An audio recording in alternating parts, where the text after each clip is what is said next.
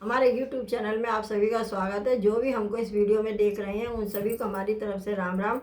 पिछले वीडियो में हमने जो रामचरितमानस का उत्तरकांड है उसके हमने 60 दोहे चौपाइयों के साथ पूरे पढ़ लिए थे, और जो इसके आगे के दोहे चौपाई हैं वो हम इस वीडियो में पढ़ेंगे। तो आप सभी हमसे जुड़े रहिए और ध्यान से सुनिए। बिनु सत्संग न हरि कथा ते बिन मोह न भाग, मोह गए बिनु राम पद होय न दृढ़ अनुराग। इसका मतलब है कि सत्संग के बिना हरि की कथा सुनने को नहीं मिलती, उसके बिना मोह नहीं भागता, और मोह गए बिना श्री राम जी के चरणों में दृढ़ यानी अचल प्रेम नहीं होता है। मिलो न रघुपति बिनु अनुरागा, किए जोग तप ज्ञान विरागा। उत्तर दी सुंदर गिर लीला तह रह काक भुसुंडी सुशीला। अर्थात बिना प्रेम के केवल योग तप ज्ञान और वैराग्य आदि के करने से श्री रघुराज जी नहीं मिलते। अतएव तुम सत्संग के लिए वहाँ जाओ। उत्तर दिशा में एक सुंदर नील पर्वत है, वहाँ परम सुशील काक भुसुंडी जी रहते हैं। राम भगत पथ परम प्रवीणा ज्ञानी, गुण ग्रह बहुकालीना। राम कथा सो कहे निरंतर, सादर सुने विविध विहंगवर। अर्थात वे राम भक्ति के मार्ग में परम प्रवीण ज्ञानी हैं, गुणों के धाम और बहुत काल के हैं। वे निरंतर श्री राम जी की कथा कहते रहते हैं, जिसे भांति भांति के श्रेष्ठ पक्षी आदर सहित सुनते हैं। जाय सुनो तय हर गुण बूरी होए, मोह जनित दुख दूरी। मैं जब ते ही सब कहा बुझाई, चले हरसमम पद सिरनाई। अर्थात वहाँ जाकर श्री हरि के गुण समूह को सुनो, उनके सुनने से मोह उत्पन्न हुआ तुम्हारा दुख दूर हो जाएगा। मैंने उसे सब समझा कर कहा, तब वह मेरे चरणों में सिर नवाकर हर्षित होकर चला गया। ताते उमा न मैं समझावा, रघुप कृपा मरो में पावा। होए किन कभुआ माना, सो को वेच कृपा निधाना। अर्थात हे उमा, मैंने इसलिए नहीं समझाया कि मैं श्री रघुनाथ जी की कृपा से उसका मर्म यानी भेद पा गया था। उसने कभी अवमान किया हुआ जिसको कृपा निधान श्री राम जी नष्ट करना चाहते हैं।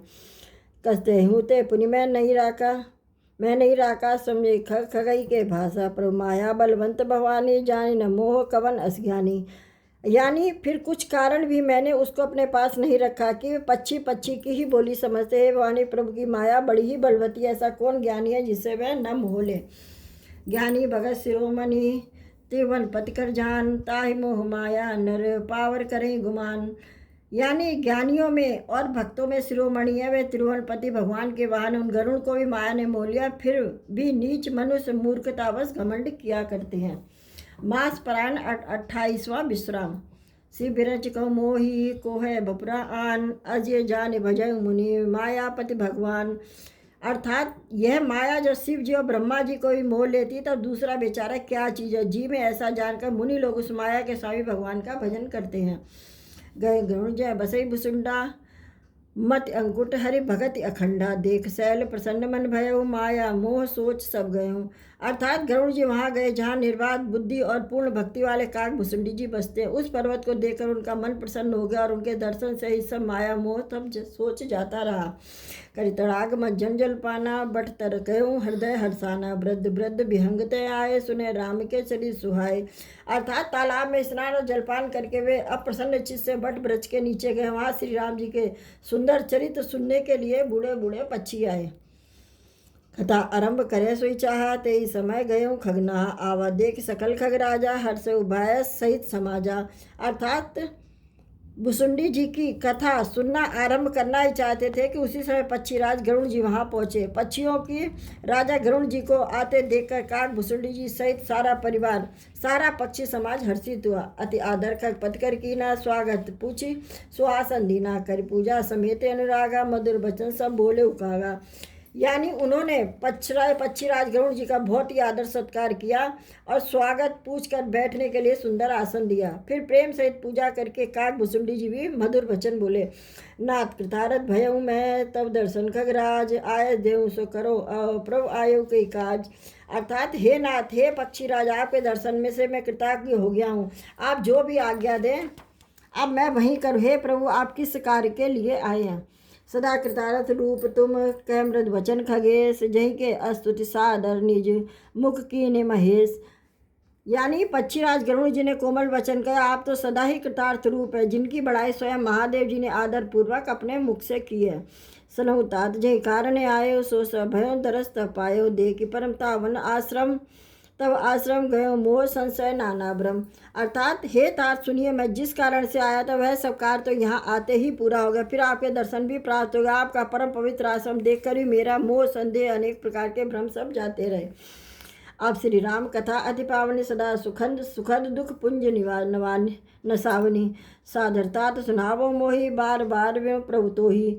अर्थात अब हे तात, आप मुझे श्री राम जी की अत्यंत पवित्र करने वाली, सदा सुख देने वाली और दुख समूह का नाश करने वाली कथा आदर से सुनाइए। हे प्रभु, मैं बार बार आपसे यही विनती करता हूँ। सुनत गरुण के गिरा विनीता सरल सुप्रेम सुखद सुपीन सुपनीता भयउता सुमन परम उचाह लाग कहे रघुपति गुणगाहा। अर्थात गरुड़ जी की विनम्र सरल सुंदर प्रेमयुक्त सुखप्रद और अत्यंत पवित्र वाणी सुनते ही भुसुंडी जी के मन में परम उत्साह हुआ और वे रघुनाथ जी के गुणों की कथा कहने लगे। प्रथम अति अनुराग भवानी रामचरित सर कहे सि बखानी, पुनारद कह मोह अपारा कहे बहुर रावण अवतारा।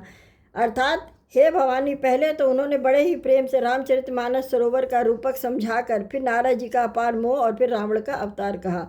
प्रभु अवतार कथा पुनि गाए तब शिष्यचरित कहे सि मन लाई। और फिर प्रभु के अवतार की कथा वर्णन के तदंतर मन लगाकर श्री राम की लीलाएं कहीं।